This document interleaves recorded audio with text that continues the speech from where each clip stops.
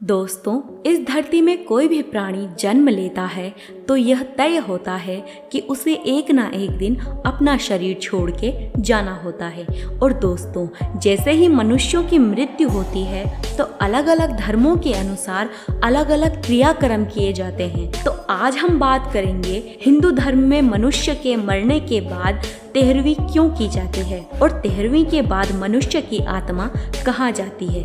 तो नमस्कार दोस्तों, और स्वागत है आपका इन्वेंट ऑफ डिवाइन में। गरुड़ पुराण के अनुसार जब मनुष्य की मृत्यु होती है तो उस मृतक की आत्मा 13 दिन तक उसी स्थान में विचरण करती रहती है और उस समय व्यक्ति की आत्मा लगभग 13 दिन तक परेशान रहती है, क्योंकि जब किसी व्यक्ति की मृत्यु हो जाती है तो उस मृतक की आत्मा शरीर से बाहर निकल जाती है, परंतु वह अपने शरीर से जुड़ने की कोशिश करती रहती है, मगर वह दोबारा से शरीर में प्रवेश करने में असफल रहती है। बल्कि लोगों की आवाजें भी उस आत्मा को किसी तीव्र शोर के समान सुनाई देती है। वह आत्मा अपने सगे संबंधियों से बात करती रहती है, परंतु उस आत्मा की बात कोई नहीं सुन पाता।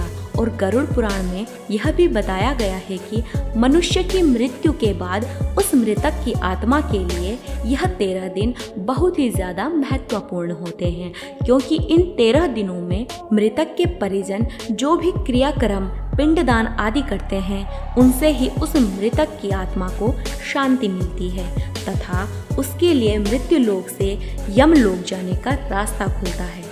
गरुड़ पुराण में कहा गया है कि जैसे ही मनुष्य की मृत्यु होती है तो उस आत्मा को 3 चरणों में से किसी एक चरण से होकर गुजरना पड़ता है, और यह मनुष्य के किए गए कर्मों पर आधारित होता है कि वह किस चरण से होकर गुजरेगा। जिसमें सबसे पहला चरण होता है अर्ची मार्ग। यह मार्ग देवलोक और ब्रह्मलोक जाने के लिए होता है। वहीं दूसरा चरण होता है धूम मार्ग।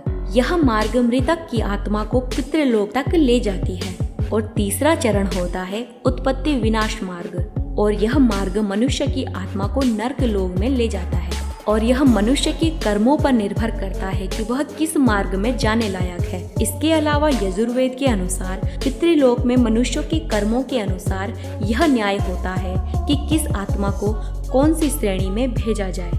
जैसे कि जो मनुष्य पूजा पाठ इत्यादि करता है तो वह देवलोक में चला जाता है, और जो मनुष्य पाप करता है तथा राक्षस प्रवृत्ति के होते हैं वे नर्क लोक में भटकते रहते हैं। और कुछ फिर से धरती पर जन्म लेते हैं, और यह जरूरी नहीं होता कि वह मनुष्य रूप में ही जन्म ले तथा अपने किए गए कर्मों की सजा उन्हें पृथ्वी पर ही भुगतना पड़ता है।